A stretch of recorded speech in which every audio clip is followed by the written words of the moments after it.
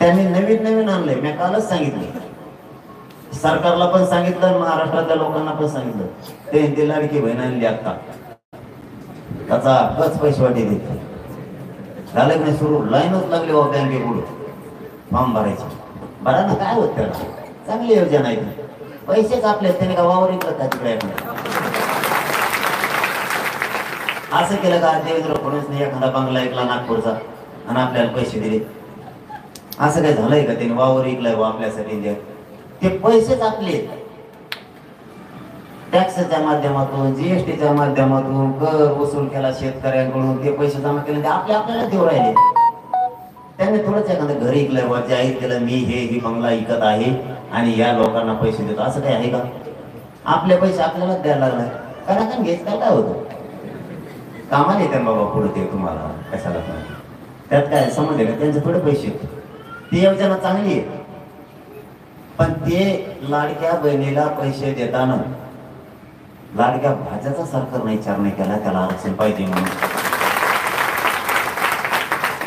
लाडक्या भाच्याचा विचारच करेल ना, भाच्याला आयुष्याचं आरक्षण पाहिजे. तो या 1,500 3,000 आमचं आयुष्याकडे जाणार नाही. मग ते लाडका भाचा तसंच राहिला बिगर आरक्षणाचा. बहिणीला 3,000 रुपये दिले आणि दाजी शेतात काम करतो, त्याचं काय करायचं? लाडक्या बहिणीचा दाजी शेतात काम करतोय, त्याच्या मालाला भाव पाहिजे, त्याचं काय?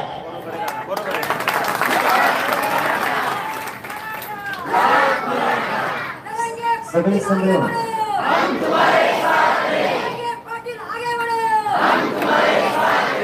मी आगेचे, मी हटतच नाही. काय दिसतो मला त्यांची पीएचडी होत आली, महाविचार करता करता मी आगेचे, त्यांचा डोक्यातच बसताना मी कोण आहे. तुम संघर्ष करो, हम तुम्हारे साथ हैं.